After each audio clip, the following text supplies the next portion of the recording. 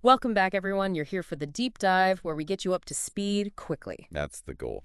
So today we're digging into a narrative called When Eyes Met at the Bookstore.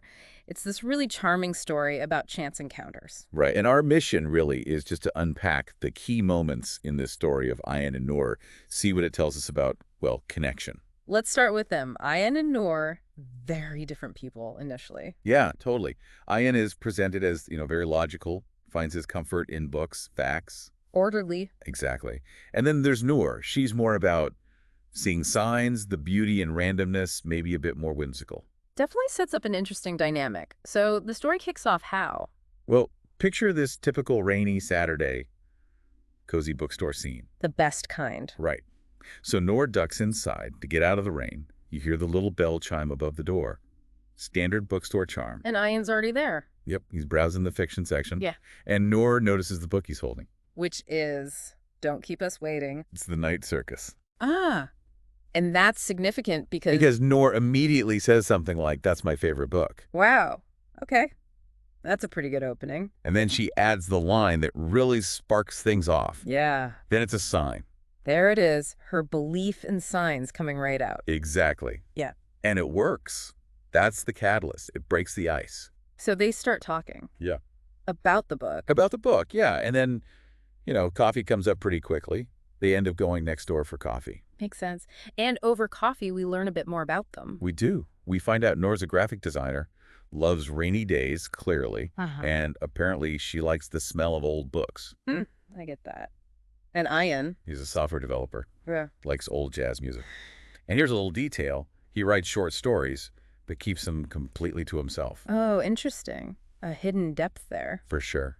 And from that coffee, things, well, they start to build. So it wasn't just a one-off meeting. Not at all. The story shows it progressing. Coffee dates turn into walks, casual texts become late-night phone calls, glances turn into something deeper. The classic progression. But stories need conflict, right? Always. And it arrives in the form of a dream job offer for Noor. Oh, okay. Good for her, But the job is in another city. So suddenly there's this major obstacle. Her career ambition versus this connection she's found with Ayaan. how does Ayaan take it? His reaction is actually really supportive. He apparently tells her straight up, "You have to go." Wow. That's quite selfless. It is. But Noor is hesitant. She says something like, "I don't want to leave what we have." You feel that tension. Yeah, that's tough. A real crossroads moment. So what do they decide? They make that classic promise, right? To stay in touch, make it work long distance. Oh, the long distance promise. We all know how that can go. And the narrative shows the challenges. Life gets in the way. Calls become less frequent. Texts get delayed sometimes. You know how it is. Yeah, it's realistic. But the key thing the story emphasizes is that neither of them really moves on. There's this sort of undercurrent. The connection is still there, even with the distance. Holding pattern almost. Kind of. And then fast forward a year. Okay, an anniversary of sorts. Exactly.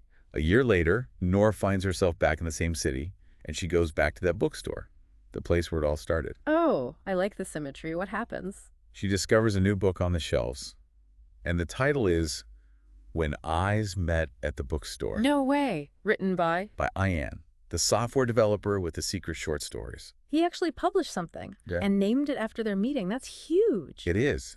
And then there's the dedication. Go on. It reads, "For the girl who believed in signs, you are mine in every word, even when miles apart." Oh, wow. Okay. That hits right in the feels. Especially from the logical guy. Right. It shows maybe her perspective influenced him more than we thought. And just as she's taking this in, He shows up. Please tell me he shows up. she shows up, and guess what he's holding? It has to be the Night Circus. Bingo. Holding the night circus. And he asks her, almost echoing her first words to him, do you still believe in signs? Full circle. Perfect. Hey? And Noor's answer, immediate. Emotional. Always. Ah, lovely. So the ending suggests that true connection finds a way. That seems to be the core message, yeah.